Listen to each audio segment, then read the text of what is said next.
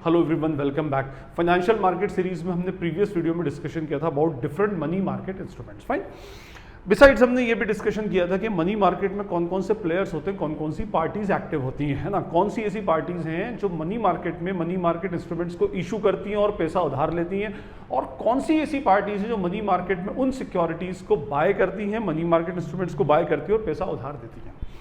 आपको याद हो तो मैंने लास्ट वीडियो के अंदर बताया था कि इन सारे प्लेयर्स में एक मेजर प्लेयर गवर्नमेंट भी होती है। हमारे यहाँ गवर्नमेंट ऑफ इंडिया, दूसरी कंट्री में दूसरी कंट्रीज की गवर्नमेंट। एक्चुअली गवर्नमेंट को कंटिन्यूसली मनी की रिक्वायरमेंट होती है अपने फाइनेंशियल प्रोजेक्ट्स को पूरा करने के लिए, अपने फाइनेंशियल कमिटमेंट्स को पूरा करने के लिए। अब वो लॉन्ग टर्म भी हो सकता है, शॉर्ट टर्म भी हो सकता है, और उसके लिए वो क्या करती है, मनी मार्केट से पैसा बोरो करती है bye issuing different government securities. Long term के लिए वो गवर्नमेंट बॉन्ड्स इशू करती है और शॉर्ट टर्म के लिए वो ट्रेजरी बिल टाइप के क्या करती है, मनी मार्केट सिक्योरिटीज को मार्केट में इशू करती है, मार्केट में इशू करके पैसा अरेंज करती है। ये बात तो हम जानते हैं। एक्चुअली इस वीडियो में हम ये डिस्कस करेंगे कि ये जो मनी मार्केट सिक्योरिटीज है, मैं कहूँ कि भाई फाइनेंशियल सिक्योरिटीज गवर्नमेंट जो इशू करती है, इसको इशू करने का मैकेनिज्म, इसको इशू करने की प्रोसीजर क्या होती है, और कौन कौन सी फाइनेंशियल ऑर्गेनाइजेशंस इसके अंदर गवर्नमेंट की अल्टीमेटली हेल्प करती हैं, और उसमें प्राइमरी डीलर्स का स्पेशली क्या एक्चुअली इसमें रोल होता है।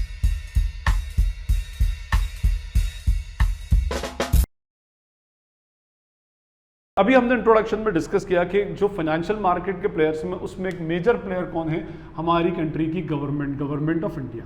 अच्छा, जब मैं बात करूं गवर्नमेंट ऑफ इंडिया की, तो आप इसके अंदर दोनों गवर्नमेंट को इंक्लूड करेंगे, central government as well as what, state government. अब सेंट्रल गवर्नमेंट हो या स्टेट गवर्नमेंट हो, अपने प्रोजेक्ट्स को पूरा करने के लिए, अपने फाइनेंशियल कमिटमेंट्स को पूरा करने के लिए इसको कंटिन्यूसली मनी की रिक्वायरमेंट होती है। अब इसको मनी दो तरह से चाहिए होता है। ऐसे प्रोजेक्ट्स जिनका पीरियड लॉन्ग टर्म है, लॉन्ग टर्म प्रोजेक्ट्स के लिए they use to go for long term finance, उनको लॉन्ग टर्म फाइनेंस की रिक्वायरमेंट होती है। अब लॉन्ग टर्म प्रोजेक्ट्स कौन से, भाई कोई भी कैपिटल एक्सपेंडिचर हो, कोई भी इकोनॉमी के अंदर फिक्स्ड इन्वेस्टमेंट हो, भाई कहीं मेट्रो स्टेशन बन रहा है, कहीं पे कोई हाईवे बन रहा है, 8 लेन बन रहा है, कोई भी डैम बन रहा है, ब्रिज बन रहा है, रेलवे ट्रैक डाला जा रहा है, ये जो होंगे सब कैपिटल एक्सपेंडिचर्स होंगे और उसके लिए लॉन्ग टर्म फाइनेंस की रिक्वायरमेंट होगी। फाइन, अब लॉन्ग टर्म, अब ये जो कैपिटल एक्सपेंडिचर है, वैसे भी इसका पीरियड जो होता है 1 ईयर से ज्यादा होता है, तो नेचुरली इन कामों के लिए लोन भी क्या होगा, 1 ईयर से ज्यादा लिया जाएगा। तो इस केस में गवर्नमेंट क्या करती है, कैपिटल मार्केट इंस्ट्रूमेंट इशू करती है, जो कौन से होते हैं, गवर्नमेंट बॉन्ड्स होते हैं। चलिए जी, ये एक हो गया अपना। फाइन, इसी तरह से गवर्नमेंट के जो शॉर्ट टर्म फाइनेंशियल कमिटमेंट्स हैं, शॉर्ट टर्म फाइनेंशियल कमिटमेंट्स के लिए ये शॉर्ट टर्म फाइनेंस के लिए जाती है। शॉर्ट टर्म फाइनेंशियल कमिटमेंट्स, अपने वर्कर्स को सैलरी देना, रिटायर्ड वर्कर्स को पेंशन देना, जो रिटायर हो रहे हैं उनको ग्रेच्युटी देना, कॉम्पनसेशन देना, इस तरह से शॉर्ट टर्म फाइनेंशियल कमिटमेंट्स भी होते हैं। और शॉर्ट टर्म फाइनेंशियल कमिटमेंट्स के लिए शॉर्ट टर्म के लिए लोन बोरो करती है, और नेचुरली शॉर्ट टर्म के लिए लोन बोरो करेगी तो कौन से इंस्ट्रूमेंट इशू करेगी, ये मनी मार्केट इंस्ट्रूमेंट इशू करती है। वैसे तो बहुत सारे डिफरेंट मनी मार्केट इंस्ट्रूमेंट्स होते हैं, बट इसमें सबसे मेजर मनी मार्केट इंस्ट्रूमेंट जो गवर्नमेंट का होता है, that is what, treasury bill. Okay fine, तो मेजरली जो इशू होने वाले फाइनेंशियल इंस्ट्रूमेंट्स गवर्नमेंट के हैं, वो एक गवर्नमेंट बॉन्ड्स है और एक ट्रेजरी बिल है ना। इन गवर्नमेंट बॉन्ड्स और ट्रेजरी बिल को ये बेचकर क्या करती है, पैसा बोरो करती है, और पैसा किससे अल्टीमेटली लेती है, ये पैसा किससे लेगी, आपकी और मेरी तरह की जनरल पब्लिक से।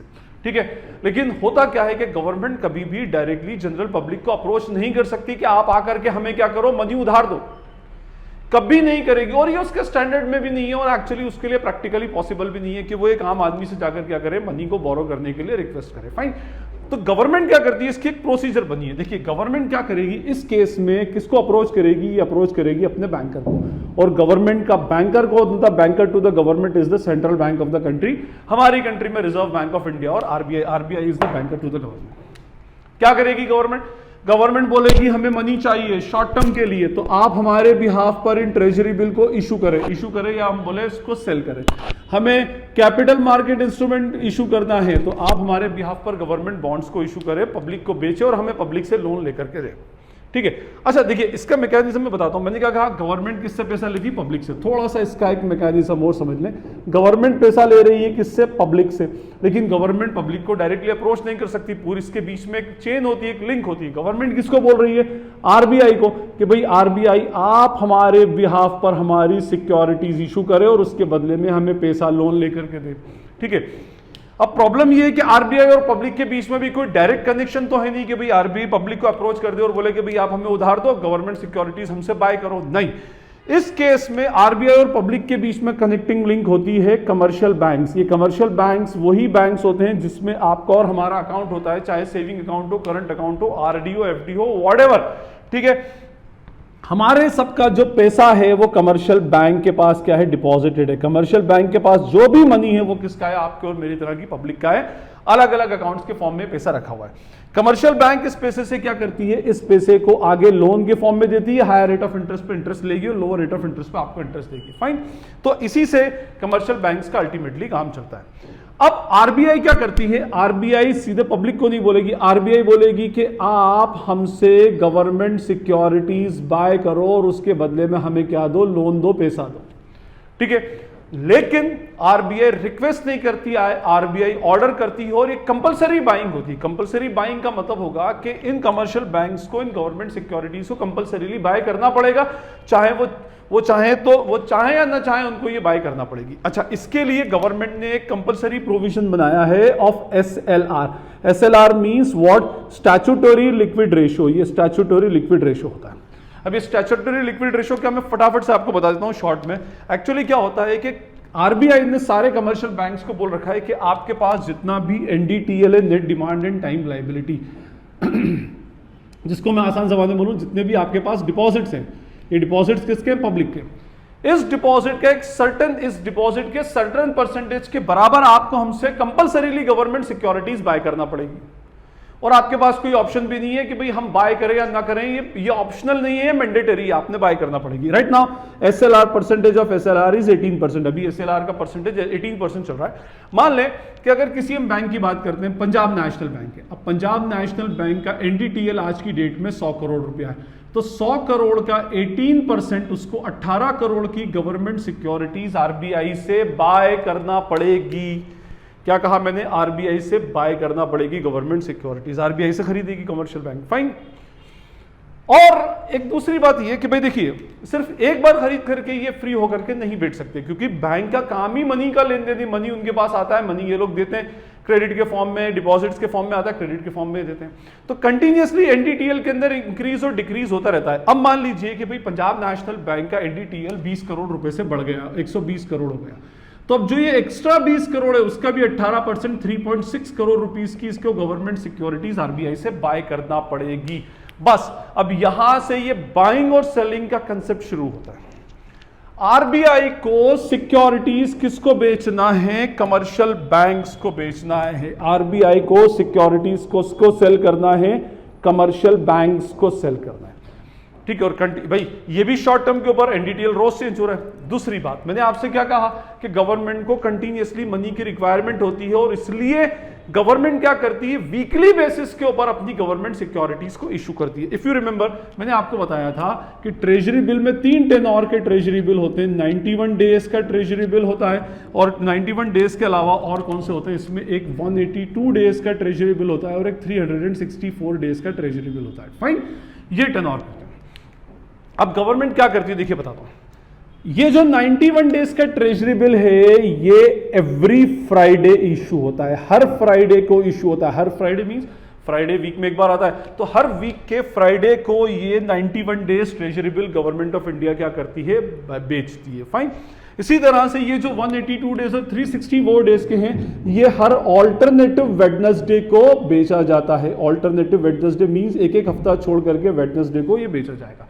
अब बेचा कैसे जाएगा, देखिए इसका मैकेनिज्म बताता हूं। आरबीआई क्या करेगा, इनका ऑक्शन करता है, ऑक्शन एस्टैब्लिश करता है, ऑक्शन मैनेज करता है एवरी फ्राइडे। हर फ्राइडे को ऑक्शन करता है 91 डेज के ट्रेजरी बिल को, और हर ऑल्टरनेटिव वेडनेसडे को ये ऑक्शन करेगा किसका, 182 डेज और 364 डेज का। अब जिन बैंक्स को अपना एसएलआर मेंटेन करने के लिए सिक्योरिटीज की रिक्वायरमेंट है वो बाय कर ले।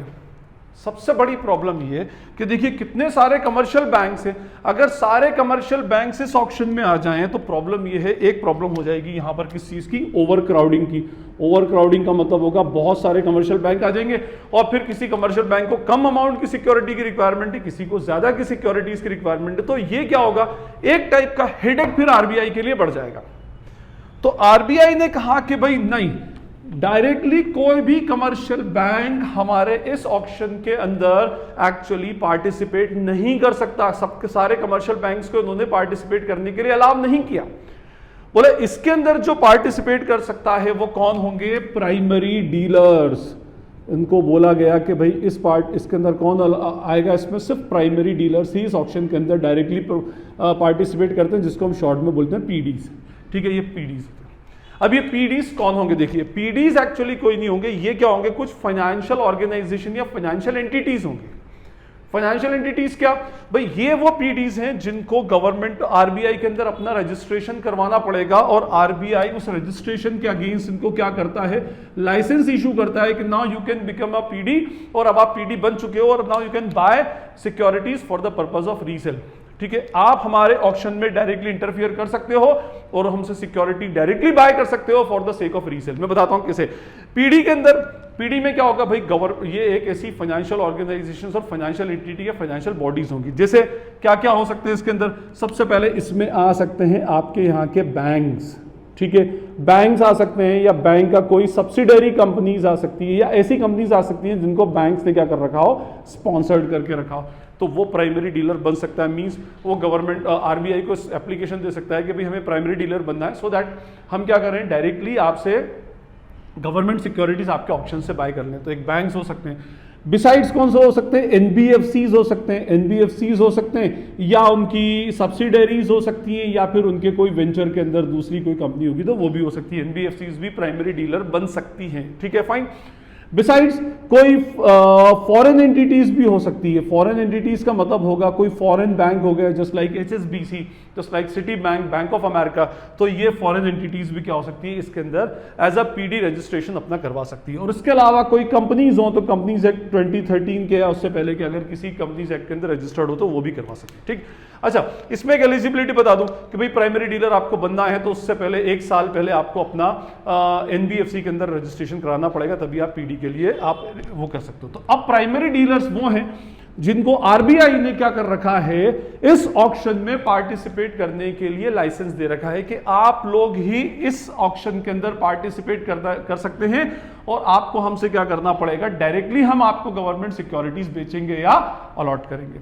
अब ये जितनी भी प्राइमरी पीडीज होते हैं, ये पीडीज जाते हैं। अब देखिए इन दोनों के बीच में कौन आ गया? Primary dealer. सारे कौन आ गए? पीडीज। अब होगा क्या? ये पीडीज क्या करेंगे? इस ऑक्शन से गवर्नमेंट सिक्योरिटीज क्या करेंगे? बाय करेंगे। जीसेक जो भी होगी, चाहे वो ट्रेजरी बिल हो या गवर्नमेंट बॉन्ड्स हो, गवर्नमेंट सिक्योरिटीज बाय करेंगे और उसके बदले में पैसा देंगे। For the purpose of what? For the purpose of resale. Resale में क्या होगा? अब जब ये गवर्नमेंट सिक्योरिटीज को बाय कर लेंगे। अच्छा, यहां पर क्या होता है? ऑक्शन हो रहा है, तो ऑक्शन के अंदर बिडिंग चलती है। अच्छा, बिडिंग 2 तरह की होती है, एक होती है कॉम्पिटेटिव बिडिंग और होती है नॉन कॉम्पिटेटिव बिडिंग।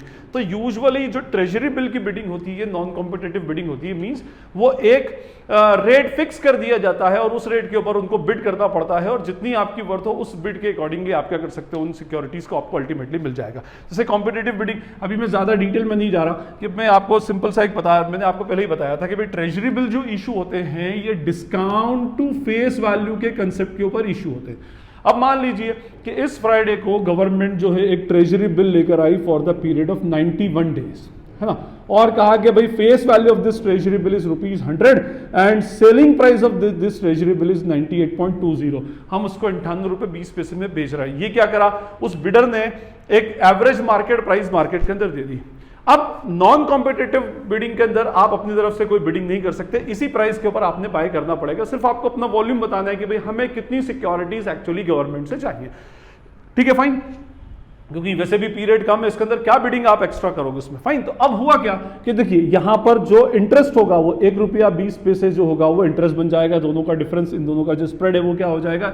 ₹1.20 इंटरेस्ट बन जाएगा for the period of 91 days. फिर इस पर हम यील्ड अल्टीमेटली कैलकुलेट कर लेते हैं। फाइन। तो गवर्नमेंट ऑफ इंडिया ने, आरबीआई ने कहा कि भाई हमें government treasury 91 days treasury bill issue कर रहे हैं, और कितने के हैं ये? ₹100 का है, और 98.20 के अंदर आपको लेना है उसमें। अब देखिए, जैसे लेट सपोज कि गवर्नमेंट के पास ट्रेजरी बिल इशू किए, कितने के 1000 करोड़ रुपीस के ट्रेजरी बिल एक्चुअली इशू किए। अब इसकी बिडिंग के लिए 3 अलग अलग बिडर्स आए, एक प्राइमरी डीलर ए, एक प्राइमरी डीलर बी, एक प्राइमरी डीलर सी और एक प्राइमरी डीलर डी। अब वैसे भी नॉन कॉम्पिटिटिव बिडिंग है 98.20 में, फाइन। इसने बिड किया 400 करोड़ के लिए, इसने बिड किया 300 करोड़ के लिए, इसने बिड किया लेट्स सपोज 100 करोड़ के लिए, और इसने बिड किया 200 करोड़ के लिए, फाइन। तो ये 4 3 7 और 2 9 और 1 10 टोटल 1000 करोड़ का बिडिंग होगी। अभी हम जस्ट एक एग्जांपल के तौर पे ले रहे हैं। तो सबसे पहले जो अलॉटमेंट होगा वो इसको होगा, उसके बाद इसको, फिर उसके बाद इधर, और फिर उसके बाद अगर बचेगा तो इधर। वैसे यहाँ पर पूरा हो रहा है। अगर ये 150 करोड़ के लिए बिड करता तो इसको सिर्फ 100 करोड़ की सिक्योरिटी ही मिलती है। लेट सपोज अगर ये 150 करोड़ के लिए करता तो टोटल 1050 करोड़ हो रहा है, जबकि उनके पास सिक्योरिटीज 1000 करोड़ की है, तो वो उसको 100 करोड़ की सिक्योरिटी अल्टीमेटली मिलती है। यहां पर प्राइस का तो कोई कंपटीशन होता नहीं है। तो होता यह है कि गवर्नमेंट ने अब इन पीडीज को 98.20 के अंदर क्या कर दिया, in government in treasury bills को इनको सेल कर दिया। अब बात आ गई कमर्शियल बैंक्स की। कमर्शियल बैंक्स क्या करेंगे, कमर्शियल बैंक्स को अब अगर सिक्योरिटी चाहिए तो वो आरबीआई से डायरेक्टली कांटेक्ट ना करते हुए किससे कांटेक्ट करेंगे, वो पीडी से कांटेक्ट करेंगे। जैसे मैंने कहा था पंजाब नेशनल बैंक को 3.60 करोड़ की सिक्योरिटीज की रिक्वायरमेंट है, तो पंजाब नेशनल बैंक जो है वो 3.60 करोड़ की सिक्योरिटीज के लिए पीडी से क्या करेगा, कांटेक्ट करेगा और पीडी से उसको बाय करेगा। और पीडी जो होंगी वो कोट करती हैं उसको, जिसको हम बोलते हैं ready forward deal, repurchase agreement के थ्रू वो क्या करती हैं, उसको सेल करती है। और इंटरेस्ट किसके पास आ जाएगा, इसके पास अल्टीमेटली आ जाएगा। जैसे 98.20 है तो हो सकता है वो 98.20 में उसने बाय किया और वो पंजाब नेशनल बैंक को 98.30 में बेच दे, तो 10 पैसे का इसका अपने आप में क्या बन जाएगा, कमीशन बन जाएगा। तो ये पीडी का भी तो अपनी कुछ ना कुछ अर्निंग्स होना चाहिए ना उसके अंदर, फाइन। तो ये एक मैकेनिज्म है कि भाई अगर गवर्नमेंट ऑफ इंडिया को पैसा चाहिए तो गवर्नमेंट ऑफ इंडिया किसको अप्रोच करती है, अपने बैंकर को, आरबीआई को। आरबीआई ने क्या कर रखा है, आरबीआई क्या करता है, रेगुलर बेसिस पर, वीकली बेसिस पर उसका ऑक्शन करता है। और बिडिंग के लिए कौन डायरेक्टली बिड कर सकता है, ओनली पीडीज, प्राइमरी डीलर ही इसके अंदर क्या कर सकते हैं, डायरेक्टली बिड कर सकते हैं। हर कोई बैंक या दूसरा उसके अंदर इन्वॉल्व नहीं हो सकता, ठीक है, फाइन। और फिर ये पीडीज उसको बाय कर लेते हो, फिर ये पीडीज डिफरेंट बैंक्स को, गवर्नमेंट सिक्योरिटीज को मार्केट में क्या करते हैं, अल्टीमेटली सेल करते हैं, फाइन।